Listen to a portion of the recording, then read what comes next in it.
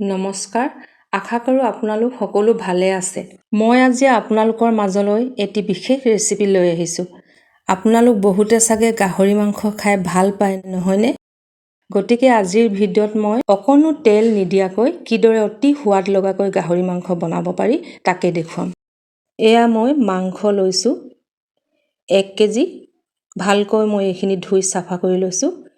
এতিয়া মই এইখিনি আধা ঘণ্টাৰ বাবে হাফ বইল কৰি ল'ম।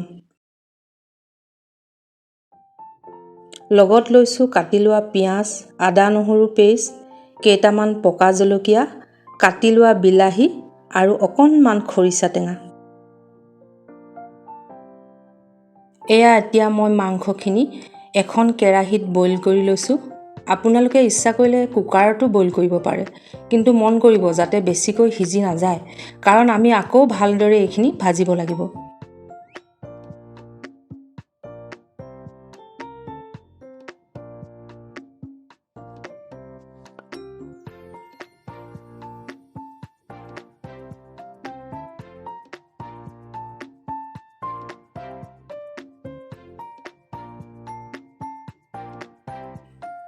এয়া আধা ঘণ্টামানৰ পিছত মাংসখিনি প্ৰায় কোমল হৈ গৈছে।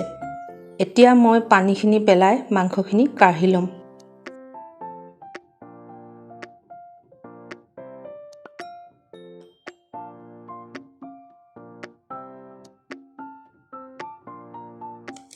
এতিয়া মই এখন কেৰাহীত বইল কৰি লোৱা মাংসখিনি দি দিছোঁ।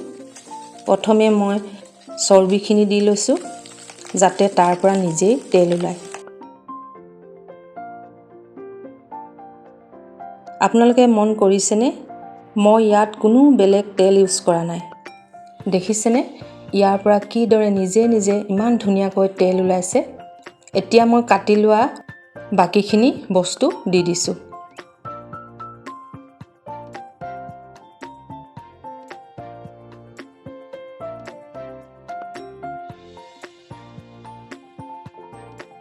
ভালদৰে সকলোখিনি মিলাই লৈছোঁ।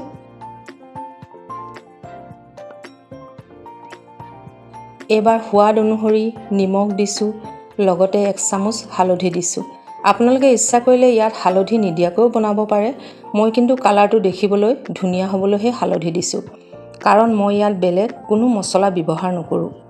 এইবাৰ আকৌ গোটেইখিনি মই ভালদৰে মিহল কৰি লৈছোঁ।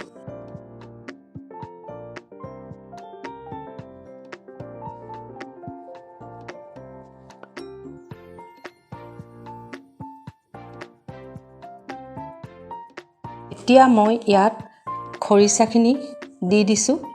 খৰিচা দিলে আচলতে বহুত ধুনীয়া গোন্ধ এটি আহে, ফ্লেভাৰো আহে, লগতে অকণমান টেঙাও হয়। আপোনালোকে যদি খৰিচা বেয়া পায় বা খাব নোৱাৰে তেন্তে নিদিয়াকৈও বনাব পাৰে। বহুতে আকৌ কয় বোলে খৰিচা খালে পুৰণি বেমাৰ উকায়। গতিকে আপোনালোকৰ নিজৰ সুবিধামতেই বনাব।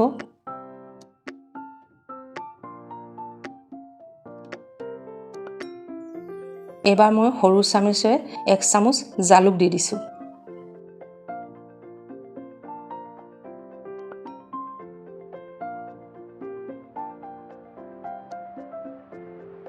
এইবাৰ মই মাংসখিনি ভালকৈ সিজিবৰ বাবে ইয়াত পানী দি দিছোঁ। পানীৰ পৰিমাণটো আপোনালোকৰ নিজৰ ইচ্ছামতে দি ল'ব। আপোনালোকে নিজে জোল খাই ভাল পায় নে গ্ৰেভি খাই ভাল পায়। এতিয়া মই পানীখিনি নুশুকোৱালৈকে ঢাকনখন মাৰি 20-25 মিনিটমান সিজিবলৈ দিম।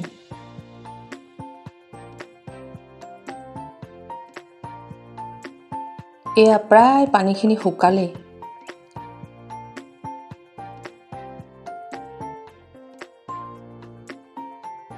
এইবাৰ মই ইয়াত কাটি লোৱা ধনিয়াখিনি দি দিছোঁ।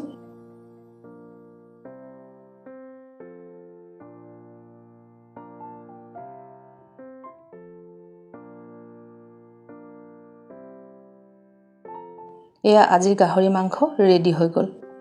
এতিয়া মই গেছটো বন্ধ কৰি দিছোঁ।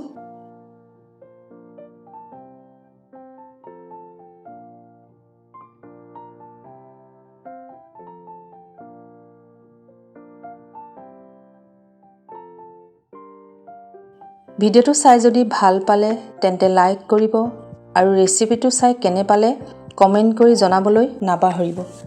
যদি প্ৰথমবাৰৰ বাবে মোৰ ভিডিঅ'টো চাইছে তেন্তে ছাবস্ক্ৰাইব কৰি দিব বুলি আশা থাকিল। আজিলৈ আহোঁ, ধন্যবাদ।